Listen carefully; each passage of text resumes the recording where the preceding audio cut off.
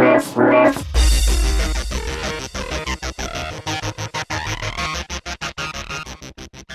everybody, this is John from DroidDog.com. With Apple's recent launch of the iPhone 4, I figure there are probably a good number of you out there who are weighing your options between iOS and Google's Android. Sprint's Evo 4G is probably the highest profile Android currently available on the market, and while that's partially because it's a WiMAX device, it's also just because it's a quality high-end Android phone. Over the next week, I'm going to be comparing these two phones, starting here with this video, which is a sort of dual unboxing hands-on. For more coverage, look for posts on Droid Dog labeled Evo versus iPhone. Alright, let's get to it. So we'll start with the Evo 4G, just give you a quick glance at the box. Recycled plastic with a colored sleeve around it. Experience 4G, of course the Evo 4G runs on Sprint's WiMAX network, whereas the iPhone runs on AT&T's 3G. Move that out of the way just for a second.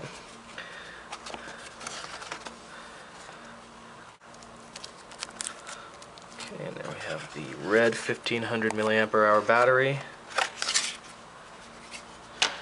This thing looks like it should have some eggs in it or something. And we've got all the getting started guides and a recycling envelope here in a one of these foamy recycled plastic envelopes.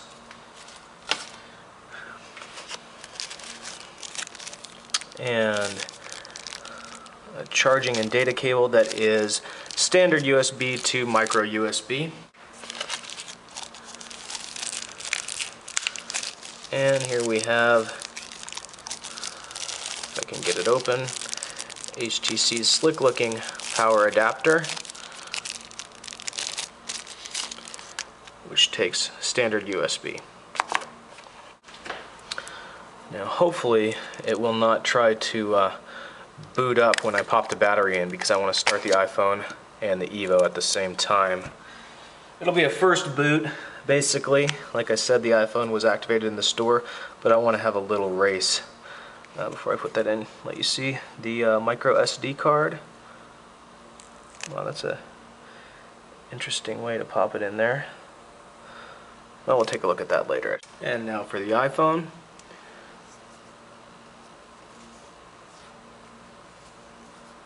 In line with all of the packaging we've seen for iPhones in the past. And you can see a couple of fingerprints on the plastic covering there. Pretty standard. We have the USB AC adapter, the standard iPhone cable, and of course the earbuds. And I guess some people have been getting SIM tool in their box. It looks like I do not have one. Let's see if maybe it's tucked away in here.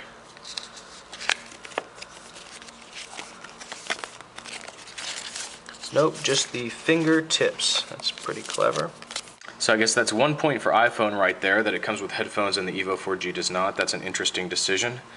I got both of these phones for $200 on a new 2-year contract. Both come in black and white, though black is the only one currently available in the case of each phone.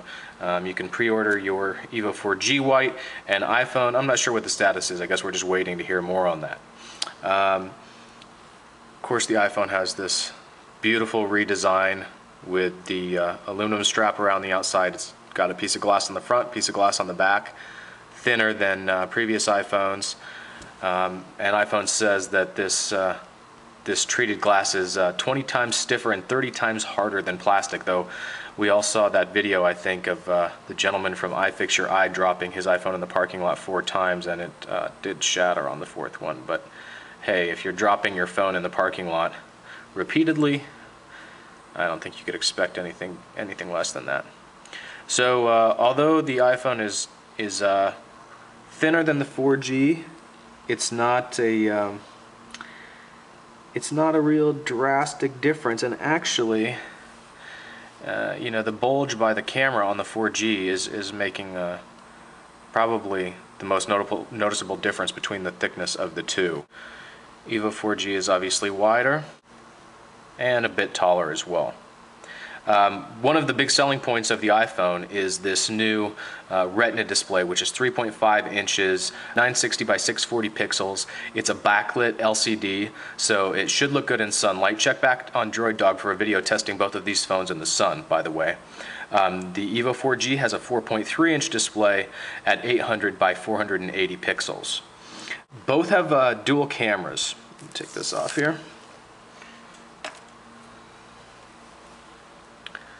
And are capable of video calls. Right now, Quick Premium and Fring are the top contenders for Android. Those work over 3/4G and across different Androids. The iPhone has, of course, FaceTime, which only works in iPhone 4 to iPhone 4 situations and requires Wi-Fi at this point. That should change later. So the primary camera on the Evo 4G is 8 megapixels. There's a dual flash there, which is pretty nice. The front-facing cam is 1.3 megapixels. On the iPhone, you have a 5 megapixel primary cam with an LED flash and a VGA front-facing camera. Both can capture video at 720p. So all of that high-def video capturing might pose a storage issue. At the entry level for iPhone, you get 16 gigabytes of storage. There is a 32 gigabyte version available, but it'll cost you a chunk of change to get that. Also at the $199 price point, the Evo 4G comes with only 1 gig of internal storage, but also ships with an 8 gigabyte micro SD card, and it supports up to 32 gigs of micro SD storage. So that's nice. Both phones have 512 megabytes of RAM. The Evo has the Snapdragon processor clocked at 1 gigahertz, and the iPhone is powered by an A4 processor that ensures low power consumption. Speaking of which, the Evo 4G has a removable 1500 milliamp hour battery. The Apple iPhone battery is not user replaceable, but so far reviewers are reporting excellent battery life, and we'll get into more of this later in comparison videos that I'm going to be doing at Droid Dog. There's also an update dropping very soon for Evo that should improve the battery life, and I think that's coming just within the next few days here. So let's just take a look around the bodies of each device real quick. I'll start with the iPhone. You have, of course, the home button.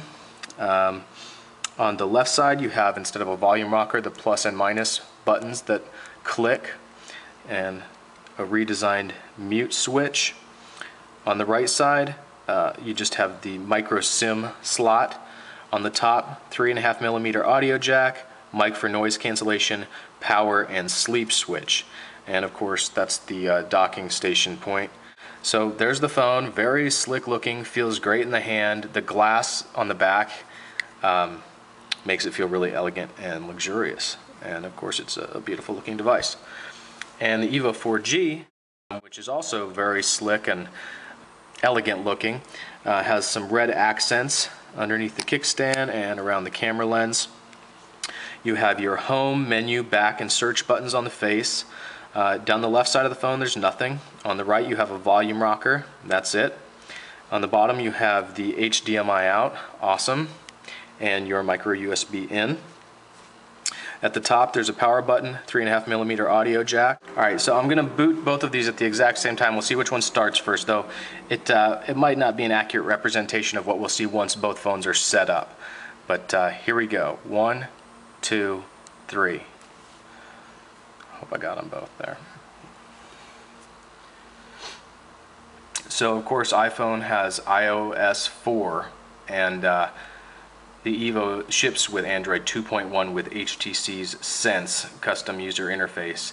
But it should be on track to get version 2.2, also known as Froyo, before too long. So looks like the iPhone is ready to go. That little Sprint promo thing slowed the Evo down quite a bit there, got in the way of the quick boot test. Okay, my iPhone is activated, great.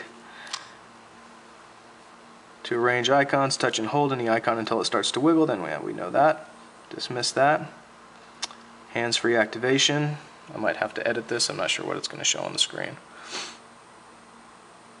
I should mention that people who have been hacking the Evo so that you can actually get Android 2.2 on it right now, and you can break the 30 frame per second limit in the HD video capture. But this is just a stock device comparison here. I'm not going to be hacking the Evo before comparing it to any other phones. So of course this is a much delayed boot because we're waiting for some activation stuff to take place.